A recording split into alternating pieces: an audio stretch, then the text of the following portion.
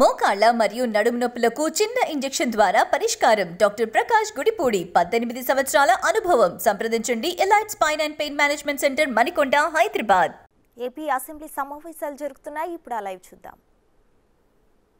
జగన్మోహన్ రెడ్డి గారి ప్రభుత్వం సాధించిన సమున్నతమైన లక్ష్యాల యొక్క సంపుటిగా అందరి టేబుల్ మీద ఉంది.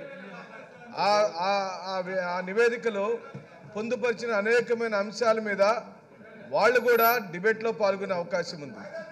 గవర్నర్ గారికి ధన్యవాదాలు చెప్పే కార్యక్రమము ఈ ప్రభుత్వం సాధించిన లక్ష్యాలను, విజయాలను ఒకసారి మనం ఈ సభ మననం చేసుకోవాలి. కానీ తెలుగుదేశం పార్టీకి సిగ్గు రాదు. తెలుగుదేశం పార్టీ వాళ్ళు మారరు.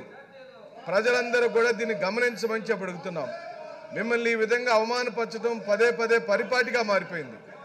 వాళ్ళకి అల్లరి చేయటం, ఇక్కడ నుంచి సస్పెండ్ అయ్యి వెళ్ళిపోవటం, బయట మీడియా దగ్గర మాట్లాడటం, లంచ్ చేయటం, వెళ్ళి మళ్ళీ 2 గంటలకు పడుకోవటం, ఇదే అలవాటు అయిపోయింది. వాళ్ళకి మార్పు రాదు. ఎందుకంటే సభానాయకుడు వాళ్ళ యొక్క నాయకుడు ఎప్పుడైతే అసెంబ్లీకి రాకుండా బయట ఉన్నాడో, ఇక్కడ ఒక్కళ్ళు కూడా సీట్లో కూర్చొనికున్నట్టుమే చంద్రబాబు నాయుడు యొక్క రాజకీయం. చంద్రబాబు నాయుడు ఈ సభలోకి రాడు, వీళ్ళని కూర్చొనియడు. వీళ్ళు ఎవరన్నా ఇక్కడ బాగా మాట్లాడితే, ప్రజా సమస్యల గురించి మాట్లాడితే, అది ప్రజల్లోకి వెళితే, వీళ్ళలో ఎవరన్నా నాయకుడు తయారైతే ఆయన సీటుకి ఎసురు వచ్చిందని ఆయన ఇక్కడ ఎవరిని సీట్లో కూర్చొనియడు. ఏ అంశము ఉండదు. వాళ్ళు బాధుడే మీద అని, జగన్ గారికి భయపడి ఏ అంశం మీదైనా సీట్లలో కూర్చొని మాట్లాడవచ్చు అధ్యక్ష, ఎవరికి అభ్యంతరం లేదు. కానీ పోడియంను చుట్టుముట్టడం, మీ మీద పేపర్లు విసరటం, మిమ్మల్ని అల్లరి చేయటం, మిమ్మల్ని గేలి చేయటం, మీరు ఏ రోజున సీట్లో కూర్చున్నారో సభాపతిగా, ఓ బలహీన వర్గాలకు సంబంధించిన వ్యక్తిగా, సుదీర్ఘ రాజకీయ అనుభవం కలిగిన మీరు ఆ సీట్లో కూర్చోవటం తెలుగుదేశం పార్టీకి ఇష్టం లేదు అధ్యక్ష.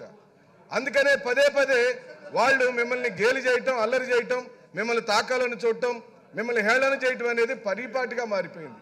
ఇక వాళ్ళ గురించి మాట్లాడటం మానేస్తే అధ్యక్ష, నిజంగా రాష్ట్ర గవర్నర్ గారు ఈ ప్రభుత్వం సాధించిన విజయాలకు సంబంధించి వారు చెప్పిన మాటలను ప్రతి ఒక్క దానిని మేము అభినందిస్తూ వారికి నిండుగా మేము మీ ద్వారా గవర్నర్ గారికి కృతజ్ఞతలు చెప్తున్నాం అధ్యక్ష.